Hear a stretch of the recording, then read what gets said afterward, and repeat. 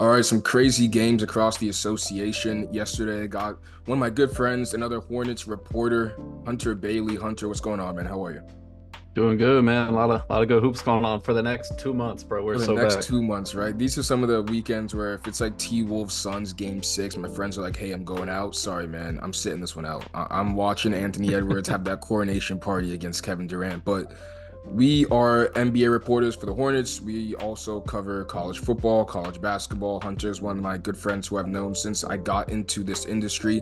But we want to talk about the playoffs, round one a little bit, just game one. Don't put too much stock into it. We'll touch on Clippers, Mavs, and then we'll end off on some Hornets recap for the season. But starting off, Hunter, I want to do an NBA redraft basically. Game one into the playoffs. We've seen game one across the NBA. I want to see who is your most entertaining playoff series, and then we'll just kind of switch off and go down until we hit the Boston Celtics versus the Miami Heat. Yeah, they're definitely dead last. All right, so my number one, I've got Knicks Sixers. Joel Embiid. Wow, I've got that low, man. Dude. All right.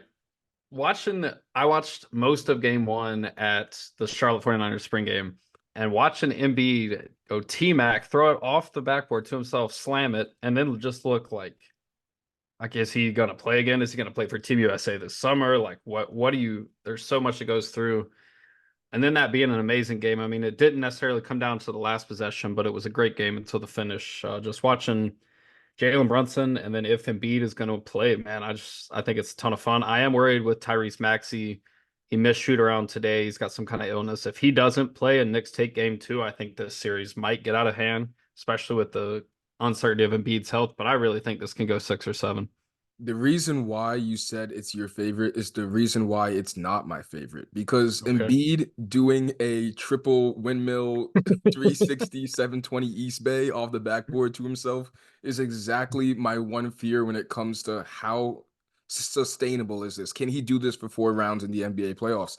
And I mean, I was just as like dumbfounded as you were when he did the off the backboard alley oop to himself. But the second he landed, something was wrong, right? Yeah. And there was some blood coming out of the whatever he had. Like, dude, he's a warrior. I give all my props to him, but the injury chance, the possibility is kind of what holds me back to it because if you bet on Embiid points or if you bet any Embiid prop, you must have a deal with the devil or you just don't like you like being in stressful environments because that's what it is. Yeah. It's if he falls down wrong, I I don't know if he's coming back.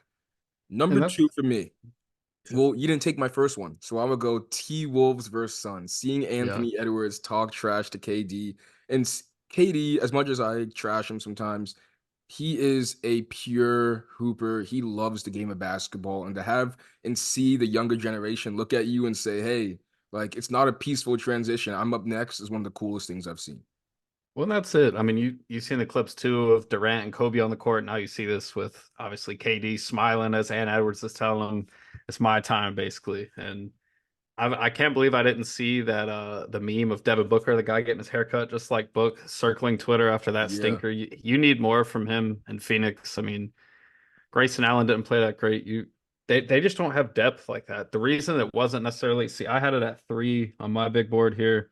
The reason I didn't have it higher is because I really think Minnesota is like far and away the better team. I think Phoenix will definitely get at least one at home, but I think this could end in 5 unless Devin Booker gets hot like he did early in the last playoffs when he was putting up extremely efficient shooting numbers in the front end of last year's playoffs, and they're going to need that type of Devin Booker to really hang with this team. I mean, the T-Wolves, man. I don't watch much T-Wolves basketball. First of all, they're a West Coast team. A lot of the times we're at the Hornets games and we might have a Hmm. game up. Luka has 70 and Embiid is going for some crazy stat line. Jokic has a 40-point quadruple double. You never know what's going on, right? So we don't watch the T-Wolves that much, but watching them in that game one, I was like, holy shit, Nikhil Alexander Walker is a player. Like Yeah. not how he was in the Pelicans. He's locking you up going two-way, one of the best corner three-point shooters they said on the broadcast in the NBA. Then you got guys like Jaden McDaniels, who's, you know what? They got Kevin Durant, but we got Jaden McDaniels. Yeah. And then we got Nas Reed, And man. then you got, He's out here. I don't think there's another guy Nas Reed's height other than LeBron who has like the dribbling package and the finishing package And I know Tatum is kind of like that, but Tatum's more of a forward. Nas is like a legitimate power forward doing Yeah, crazy moves. But for me, T Wolves versus Suns. And you're right. I got to see more from D Book.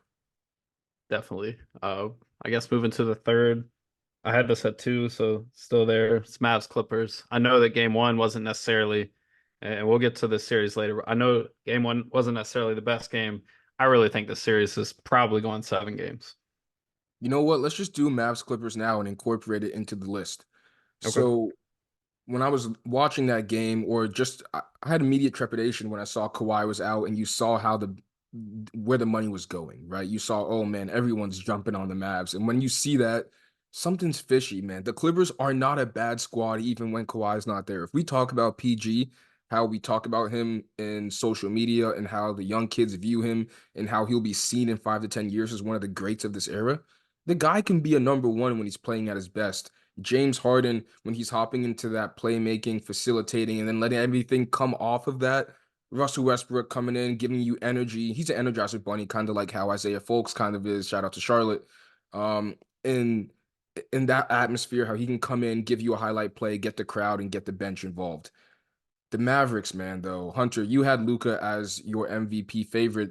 A game like that, he still had 30 points, but you could see some frustration visibly towards him and his teammates as well. Just talking Yeah. about the Mavs, man.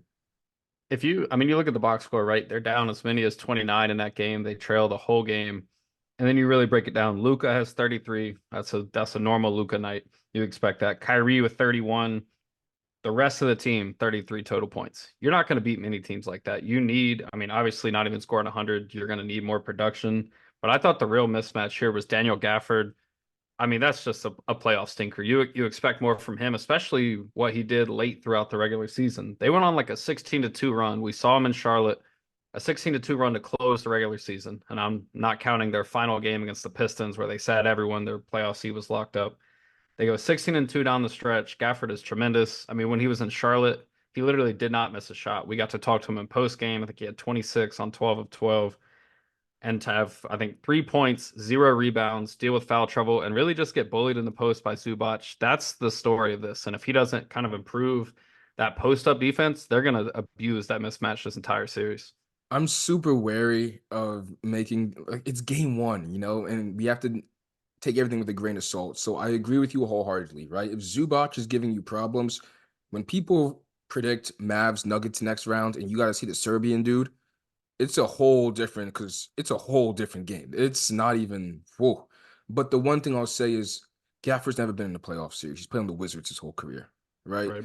So when we think about these guys and the playoffs, we talk about the playoffs like it's not the regular season at all because it's not. And I think even though Zubac might not be an elite upper tier, he's a solid center. Yeah. He does have playoff experience, and I think he knows the physicality of the playoffs.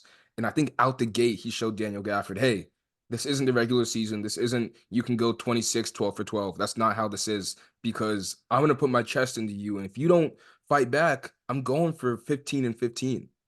Yeah. I do want to give Zubac his flowers, though. I looked this up because I was curious. He took 17 shots. That's the most he's taken since November of 2023 when he had 31 and 29 against the Pacers of all teams. That's going up against Miles Turner. So, I mean, great game from Zubac. I don't think he necessarily is going to continue to replicate that through this series.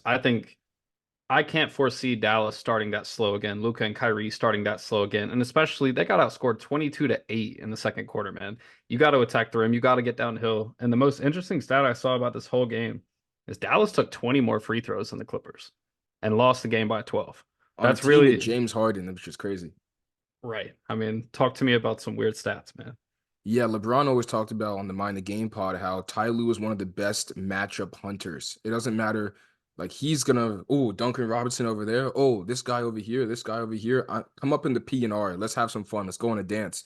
And it seems like it wasn't a dance today. It was a battle on the post. Said, oh, Zubac early on showed I'm winning the matchup against Gafford. Let's just keep feeding the big men. All right. So we did T Wolves Suns. We have Thunder Knicks, or not Thunder Knicks, sorry. We have Knicks 76ers, Clippers, Mavs.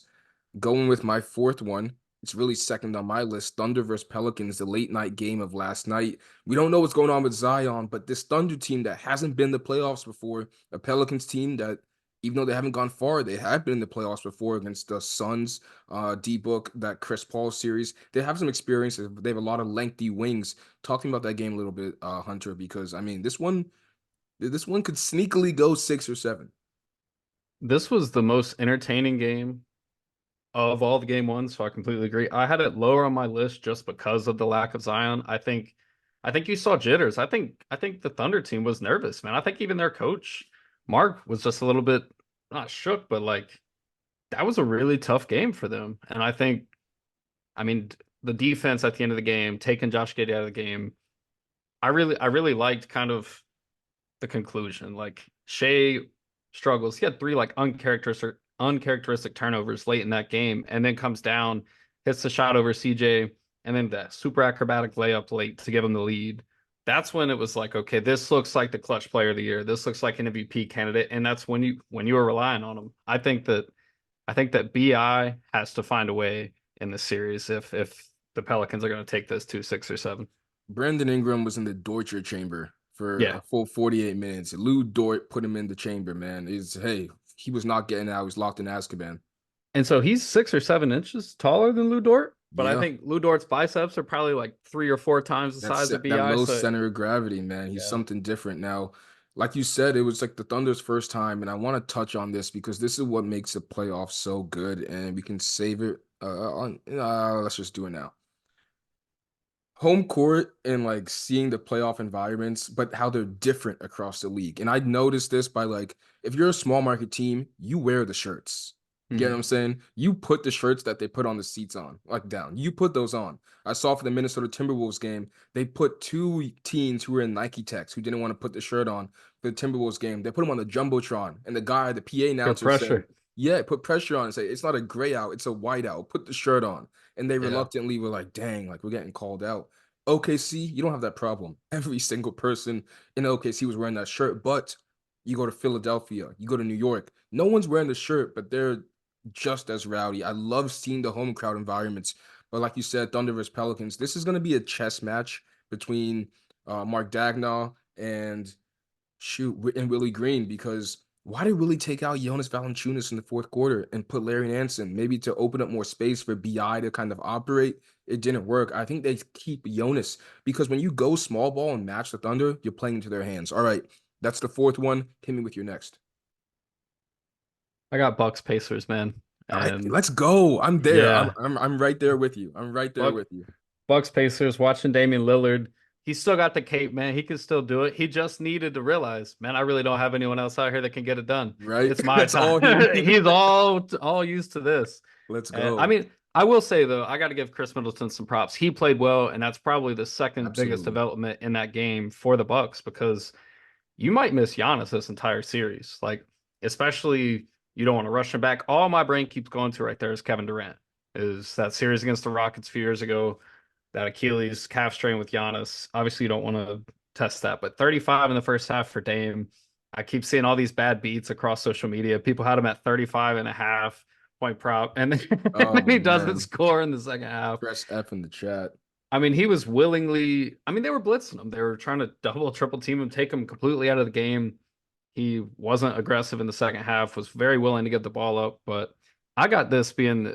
I mean, I had it at 4 on my list. Bucks Pacers, and for me, it's like, is Tyrese Halliburton going to play any semblance of the person before the All Star break, before that injury that he dealt with? Because if he's not, I mean, we're talking about 7 shots in like 37, 38 minutes. You need more from him, especially. I just thought as a whole team, even Rick Carlisle being a very veteran head coach, they made so many weird decisions in this game. Yeah. Their players were it looked like a team that didn't have any playoff experience outside of Pascal Siakam, who looked like he had been there before. Because I mean, he's got that ring with Toronto. It goes back to not being in the playoffs before. Your number one player, Tyrese Halliburton, the guy that he's the engine that makes the car run, hasn't experienced that Milwaukee playoff atmosphere. Everything is going crazy. He was doing the Dame time in the Yeah, play-in. And how the Dame does tables Dame turn. didn't Yeah, exactly how the tables turn, man, because Dame has been here. And like you said, I think Dame realizing it's me or it's no one. If yeah. I don't go for 30 tonight, we lose. and seeing him turn, oh man, I could go on forever. First of all, you started blitzing way too late. Once you Yeah, blitzing Dame when the shots are falling, it's like Steph and Luca. Like once you start blitzing them when they have 20 in the first quarter, it's too late. Wave yeah. the white flag. And one of the possessions that really just came into me or like just resonated with me. Dame gets the board, he's taking it down, crosses half court. Nemhard is basically he's guarding him 94 feet, so he's not letting him get any ounce of space. Dame throws it to Bobby, top of the key. Nemhard kind of sags off a little bit because Dame doesn't have the ball in his hands. Bobby gives it right back to Dame, and Dame just yanks it from like 30 feet. And I think you have to realize if you're Nemhard, oh, I can't leave him open when he has the ball or when he doesn't have the ball, right? And that's why I love this playoff series so much. Like you said, Tyrese, it's the young boys playoff series. This is your first time to show everyone in the NBA, all the fans, all the media, if you can take that leap, if you can accelerate your championship window, Tyrese Halliburton, Shai Gilgeous-Alexander, a lot more players, and Bucks Pacers. I think the Pacers bounced back in game two heavy because you don't shoot that bad 2 games in a row. Well, that's it. I think they were 8 of 38 from three. They're definitely not going to shoot that bad. And including the in-season tournament game, they were 4-1 against the Bucks this year, and that was part of their just blistering pace in the first half of the season. I mean, they were putting up historic offensive numbers. Like I say, they looked just unorganized, just a little bit out of their general cadence in yesterday's game. But like I say, I think that series definitely goes 6 or 7. If Giannis does come back in this series, Milwaukee is definitely going to take it. That's another great point that you just mentioned with Giannis because this reminds me of Brunson's coming out party against the Utah Jazz when Luka was injured for that Yep. game one, right? And I think if the Jazz won game one, they might have won it barely. But game two, Luka didn't play, or maybe I have this mixed up. Brunson went crazy basically in one of the first 2 games. And the Mavs were like, we can sit Luka for one more game because That's Brunson did his exactly, job, right? yeah. It's the same thing with the Bucks where like you can tell they told Dame, hey, if you can just hold it down for a game and let Yep. Giannis have that extra day. Same thing with PG. Hold it down for one game. Harden, hold it down. We can let Kawhi sit for one more. It's massive, and we have to bring that into playoff talks and legacy talks when it comes. Because even though Dame's number two, he stepped up and got the dub as a number one. All right, so you went Pacers, Bucks. It took us a long time, but we got to do it now. Nuggets versus Lakers, Jokic versus AD. You texted me today trying to take AD's under because you don't really see back-to-back monster games from Anthony Davis in the playoffs that often. I don't know if that's a bad statement. Give me some of your takes on this game one because the Nuggets took the Lakers' best punch and still That's won what that game. that's what I'm saying. And Jamal Murray did not play that great. And they still took that punch. AD, good game, really good game. Braun, really good game. Obviously, D'Lo did not play well. I expect he'll probably bounce back some tonight. But yeah, if I truly thought, and I was telling, I think I may have told you this as well. If the Lakers were going to win a game in this series, I thought it was the first one. I thought they had to take the first one because no one loves shitting on the Lakers more than Michael Malone. Mike Malone lives for this, man. Absolutely. He lives for it. Absolutely. And so sometimes it just feels like he's toying with them a little bit. They'll get up and then it's like, and I really don't think that there's anything that this Lakers team can do. Darvin Ham was talking about didn't want to show all the adjustments in the first game. Well, we saw a 4 game Yo, sweep last ooh, year. It's time to okay. get him out. We get Yeah. like you can't leave anything at this point. I mean, you have LeBron and AD, you feel really good about them. Obviously, Reeves on and off, but you like last year it was we're going to guard Jokic with Rui, and AD is going to be kind of that. I don't even know how to describe it. Like help defender that's going to help off of whether it be Aaron Gordon or whoever in the dunker spot. And then literally after game one, Mike Malone was like, "Just know, like that's not going to mean anything." And then you Yeah. see, Yep. not even a gentleman Everyone's sweep. You like, just get him out Rui, of they there. cracked the code. They Yeah, cracked it. Rui. Oh man. So a couple of things on this. First off, Haley Van Lith was getting a lot of slander when Caitlin Clark gave her 40, right? And everyone was saying, like this is ultimately what's good for the sport because it means more people are talking about it. But then there are detractors saying this is terrible hate. We need to get this hate out, especially on women. It makes Haley Van Lith, welcome to a normal Tuesday of D'Angelo Russell's life because the D'Lo experience, watching nothing is more entertaining than Lakers fans when D'Lo is like 1 for 7. And I have no hate to D'Lo. We saw him up close when the Lakers played the Hornets. We were right there when he was warming up. D'Lo does not miss shots in warm up. I mean, this guy, talk about one of the most skilled and effortless jumpers you'll see in the NBA. But when he's off, Lakers Rough. Twitter, I mean, Haley, you're getting the easy end of the stick here, man. That's what I want to say, number one. Number two is I think the T Wolves, like you said, kind of can do something the Lakers couldn't. They can put Rudy Gobert on Aaron Gordon, and then they can have just AD on Jokic, and Rudy Gobert can sag into the dunker spot, force Aaron Gordon to shoot that three, because we're not giving you that lob. You have to Yep. take away that lob from them. That pick and roll was almost unbeatable before the lob was implemented as the second option. I don't know how game two goes. What do you think, man? I think the Nuggets might wash them tonight. I think you're gonna see another if the Lakers don't start fast. See, that was the thing. I mean, the Lakers started relatively well, man. LeBron played really well in the first half, but then in the third quarter, you got outscored 32-18. You kind of see that game start to slip away. I think the Nuggets really take command of this series tonight and but maybe not put it to bed. Like, obviously, you still got 2 games in LA, but I they're just far and away the better team, man. And it's for all the people, I mean, all the media that was talking about how, oh, the Lakers should lose game one against the Pelicans in the play in to play the Thunder. Do I think that they could have beat the Thunder the way the Thunder played last night? Yes. That's not the point. If the Lakers were ever going to beat the Nuggets, which no matter where you are in the West, you have to go through Has Denver, to be they now. had to do it now. This is the Absolutely. healthiest Braun and AD are going to be at this point. You got a little break. It's got to be right now because they're not going to do it in the Western Conference Finals 2 series from now when they would tentatively meet had they been on the other side of the bracket. So I just think Denver's the class of the West, man. It's going to be really tough, especially for a Laker team that just isn't a great matchup for them. Last thing I'll say on this playoff series before we move on to the next one. People always say it's a guard dominated league because it is, right? Curry, LaMelo Ball, Brandon Miller, young guys, Tyrese Halliburton, Tyrese Maxey, Damian Lillard, Jalen Brunson. The fucking list goes on and on, right? You can go on forever about how many good guards are in the NBA. We're seeing AD and Jokic in their primes going head to head for multiple years. In 2020, AD got him with the game winner in the Yep. bubble. 2023 last year, Jokic is giving AD 30-20-10s and giving him 3-point step backs to close out games in LA. And then AD and Jokic both have 30 and 12. AD has 30 and 13 or something. We're seeing greatness at the power forward and center position. And we have to appreciate not just the backcourts, but also the front courts. All right. Cavs, Magic. We can kind of go quickly on these last two. This is a series for basketball sickos. Yeah. This is like watching a 2005 playoff series. Just talking about Cavs Magic, some big takeaways, and how the Cavs kind of took that game one. Definitely. I mean, they started strong. First quarter, you felt pretty good about what Cleveland had going on. I mean, they were up big early. Obviously, Orlando battled back. I just think this watching the spacing in this series versus some of the other series is really funny because Orlando is really missing that like shot creating guard. I mean, you're looking at Paulo and then Wagner.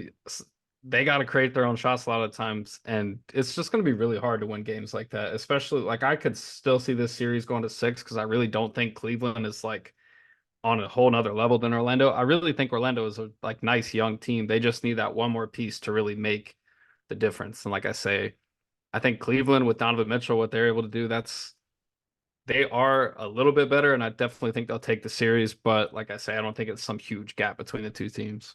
I think the Cavs are, or I think the Magic are where the Cavs were last season, Yep. where the Cavs got into the playoffs, didn't really know what they had as a team because you didn't see Evan Mobley in the playoffs before. You haven't seen, well, you've seen Jared Allen on the Nets. You haven't seen Darius Garland in the playoffs before. So they lost to the Knicks and then realized, here's where we need to improve.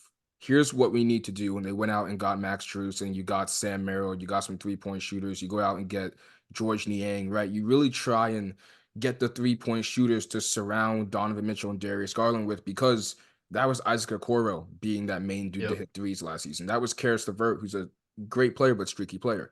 The Magic are in the same spot. I think next year, the offseason, they'll be like, okay, we can't just rely on size anymore. We need to have people like JJ Redick in 2008 who can come in off curls, off pin downs, and off floppies and do whatever and knock down some shots when Paolo and Franz can't have it. perfect player for them, and I think they got a shot to get him. Malik Monk, go get Oh him. yeah. Oh Go yeah. get him. You hear De'Aaron Fox the way he's talking about it in the past tense because they can't offer him as Yep. much as other teams can. Yeah, I could see him in Philly. I think he would be a great fit in Orlando for sure. I love that. Cavs Magic. I think that series is tomorrow or is it today? I believe it is today. So All right, if it's today, let's move on. Celtics Heat. This can be super fast. There's no shot. This is not a series. And to be honest, I'm not really thrilled to watch any of these games. if Boston hits 22 threes, no one's going to beat them. That's really, I mean, that's just the semblance of it. And there was a little back and forth fun with Tatum and then Caleb Martin there. But I mean, if you see the replay, it's pretty clear that Drew Holiday pushes Caleb, which is kind of why there was even a dust up at all. Yeah. Yeah. I mean, I love Eric Spoelstra. I think he's a great coach, but I mean, doesn't look like Terry Rozier is going to play much, if any, in the series. Clearly, Jimmy probably won't play. They just don't have guys like that. And Boston has really just been the class of really the NBA all year. I mean, what is it, 64 wins? It's ridiculous. Yeah, I mean, this is gonna be good for Jaime Jaquez. Yeah, I for think sure. it's gonna be bad for Tyler Hero. Um, Tell me why it's bad for Tyler. so the reason why I think it's bad for Tyler is if anyone had even thought of him being a two or maybe even a three, I think Boston's gonna be able to kind of be like, no, I don't think he can be a top three player on the championship team. For what he was out last playoffs, he comes back. Does he even come back? He doesn't play in that finals, does he? No. No, and they were better And without him. I remember his rookie year. There's an article that comes out saying this guy could be better than Devin Booker because his shot mechanics and the way he moves and I just don't see it, man. And I think that having Drew Holiday and Derek White and all these guys, it might be better for him as like a player, like getting better. But I just don't know how this is for the Heat. Like you should have made that trade. You should have put him, Tyler Hero, in that Dame trade and given them whatever they wanted. Yeah, Because if Tyler's your second, because Bam's not a shot maker, not a shot creator. So if Tyler's your second, I don't see it working out. Jaime, I think it could be good. Like, hey, welcome to the NBA. This is what it takes to win and look how far away you are from winning. Any other stuff you want to say about Celtics Heat? I do want to say Bam played really well in that first game.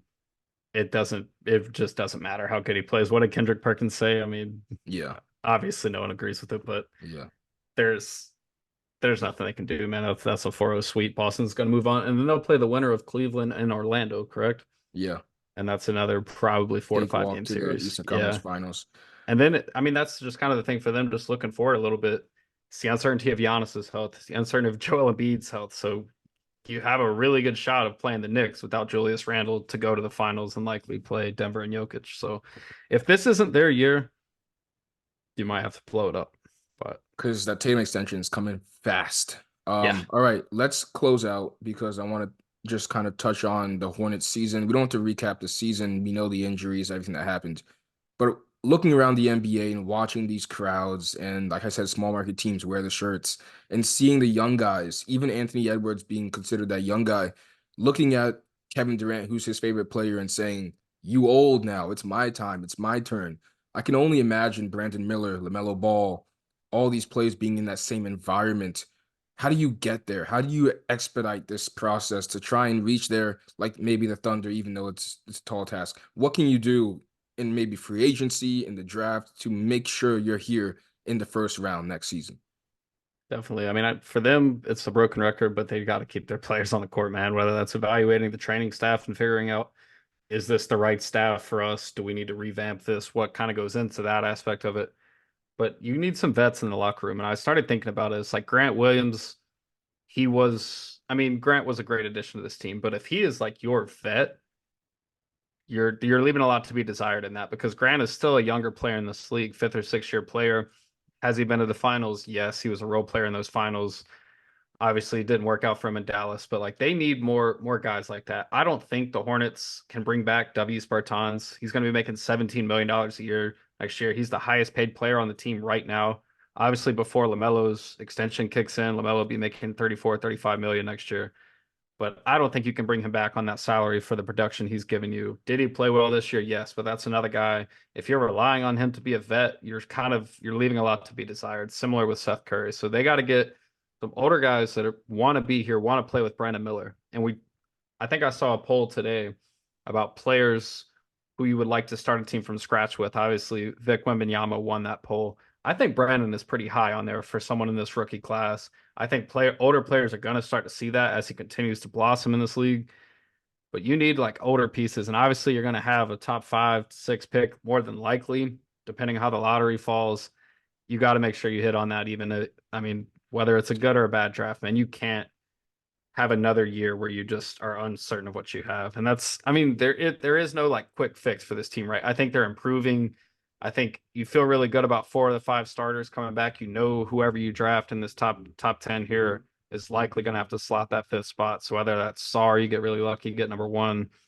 I don't know, man. But there are pieces there. They're just how they handle this summer is huge, especially finding this new voice, new head coach. I mean, there's a ton to go on with this team.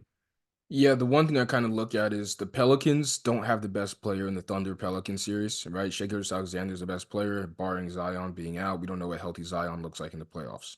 With that being said, the reason why this can still go 6 and 7 is because they have just the most elite of two-way young wings. Trey Yep. Murphy, Herb Jones. Even when Brendan Ingram gives you 12 points, I mean, the size and the frame out there, these guys are just like hawks, just spreading like eagles, spreading their wings and just suffocating everything. Herb is making Shea, like his 23 points, a hard fought 23 points, whatever he finished with. That's what it takes for me. Like, Charlotte, you gotta invest on some guys who are like 6'8", 6'10", who are Yep. young, and maybe if they can't do anything else, they can put the ball in the basket from catch and shoot. It's gonna start there for me because Mark Williams, you don't know the question marks there. There are a lot of centers you can kind of plug and play, I feel like, in the NBA. I don't think you can do that with wings. You need more wings. I think that's where it starts. Um, I mean, anything else just you think want to about say? the players you're going to have to guard to get out of the East. Exactly. The wing players. You're right. Yep. I mean, you feel pretty good about Miles Bridges as a decent defender, but is he going to take someone out of the game? No. So And who is it there's right? really not a lot of wing players that are. I mean, you can't really take players out of the game anymore. Yeah, But but I agree with that. Miles Bridges, if he's your primary defender on the best player on Tatum, he loses that matchup. Miles, yep. And now I he will a great say he hooper. took that responsibility this year of He guarding the did. best guy. And I And absolutely commend him for it, but he can't be that guy. So Jason Tatum, no. Paolo no, Banchero, no. Giannis. And I mean, Giannis, he tried to guard no. Giannis, and that's the thing. You gotta have bodies. There bodies to throw at big guys like that. So you're right. Get wings. I keep going back to like Jonathan Isaac. If you can get Exactly. some sort of prototype for him, you feel really good about your chances. All right, with that being said, that's our playoff series rankings and recap. Hunter, I don't know if I should post this as a pod because we just released a list of us B pod. I think I have to though. This was a great 40 minutes of just talking NBA hoops with you, man. We're gonna hop back on his podcast soon, the Highway 49 podcast. I really appreciate him having me on to that one. Hannah Brady is also on there, talk about some Charlotte spring game stuff. But thank you guys for listening. We will be back soon with maybe a game 2 reaction. Who knows? Until then, see you later. Peace. Peace.